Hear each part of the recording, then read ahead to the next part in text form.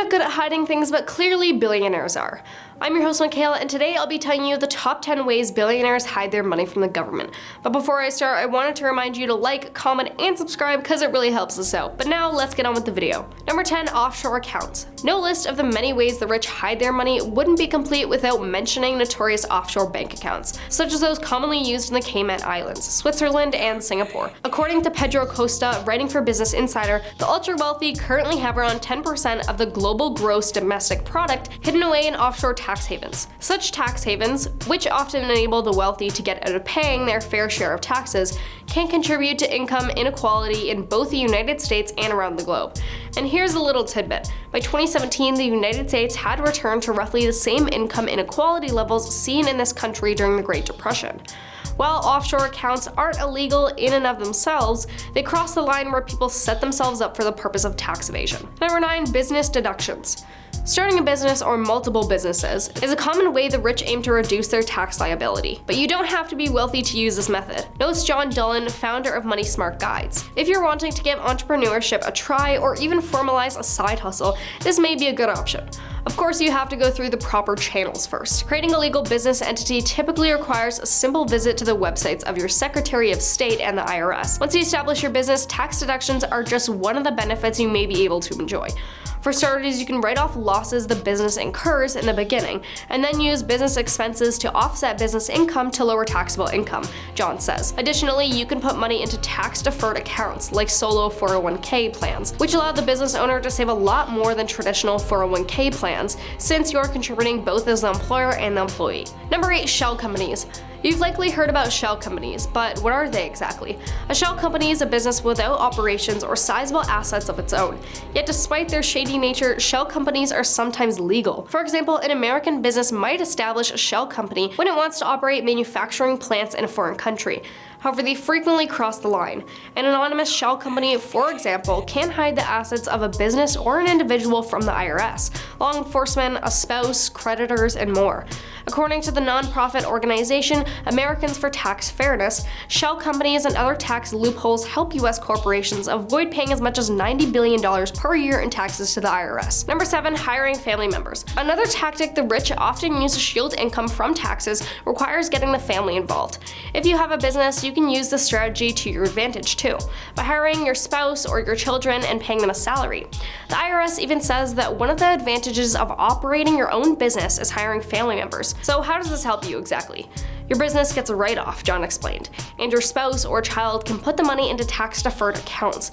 These accounts may further protect your money from taxes. Just be sure to follow the rules like withholding any necessary payroll taxes. Number 6, donor-advised funds. People know that donating to charity can both benefit others and help you lower your taxes. Donor-advised funds are a next-level approach to charitable giving that can offer even bigger tax benefits. Donor-advised funds are like a personal charitable savings account used by the wealthy, says Scott Henderson, an accredited financial counselor and the creator of Simply Finances. The money you contribute to a DAF is tax deductible, and the money has to go to a charity eventually. For example, you could contribute $10,000 to a DAF this year and receive an immediate tax deduction. But you could let the money sit there until 2030 and then choose to send it to a charity of your choice.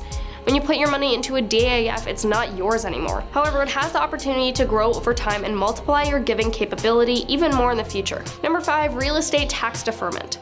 When the wealthy sell an investment property like a vacation home, they may use another tool to help them pay less to the IRS. Jim Wang, founder of Best Wallet Hacks, explains how a 1031 exchange may help you put off the cost of capital gains taxes when you sell an investment property. If you purchase a like-kind property, you can defer capital gains on the sale of investment real estate. The logic behind this deferment is that you're swapping one investment for another, so the IRS lets you defer the gains. If you want to defer your gains and postpone paying taxes on them, you'll need to complete a 1031 exchange. Eventually, you'll have to realize those gains. But until then, you can keep exchanging and grow your real estate portfolio without the pesky tax hit after every sale. At present, there is no limit on the number of times you can take advantage of this special tax deferment. Number 4, sparkling assets. Natalie Pine, a certified financial planner and managing partner with Briot Financial Advisors, sheds light on a shady practice that some dishonest rich people use to stiff the IRS. This illegal method starts with buying expensive jewelry. I've heard of people buying diamonds, in particular, and passing those on to children without filing any gift tax return or estate tax return, says Pine. They are small items that transfer easily unnoticed. There are no specifics listed on the inventory for the IRS to refute unless they audit the individual couple. Of course, Pine does not advise breaking the law in this way to avoid taxes under any circumstance. To be very clear, she says, "We have never done this, nor do we recommend it, but it is a free country, so you can still do it if you want." Number 3, life insurance. Permanent cash value life insurance, like whole life insurance or universal life insurance, is another place the rich put their money. Chris Abrams, founder of Abrams Insurance Solutions, says life insurance is an excellent way to eliminate the tax and market risk present in other assets or investments. Contributions are not limited by the government, like with 401ks and other qualified plans, Abrams explained. He also points out that when you take money out of your life insurance policy, you can remove it as a tax-free loan against your policy's passing benefit. Since it is a life insurance policy, there is still a death benefit if something unexpected happens. Of course, there is some risk involved. If you pass away while you have an outstanding loan against your life insurance policy, the insurance company will take the debt you owe out of your passing benefit before distributing any remaining funds to your beneficiaries. Also, if you borrow more money than paid into the policy in the form of premiums, those funds may be subject to income tax. Number 2, playing hide and seek with Uncle Sam. No one enjoys paying taxes, so no matter your income level, searching for new tax breaks can be a wise use of your time and energy.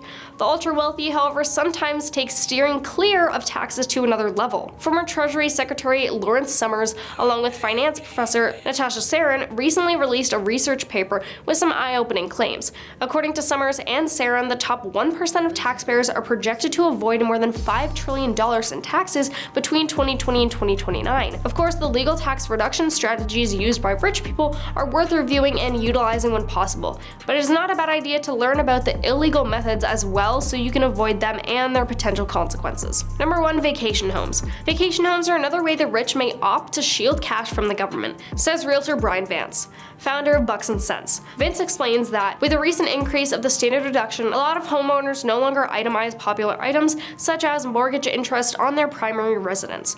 State and local income taxes, along with property taxes, are limited to $10,000 if you opt to itemize. But that's not the case with a vacation home. Should you choose to let others stay there, Vance says, rent your vacation home for less than 14 days a year, and the rent you earn is usually tax-free.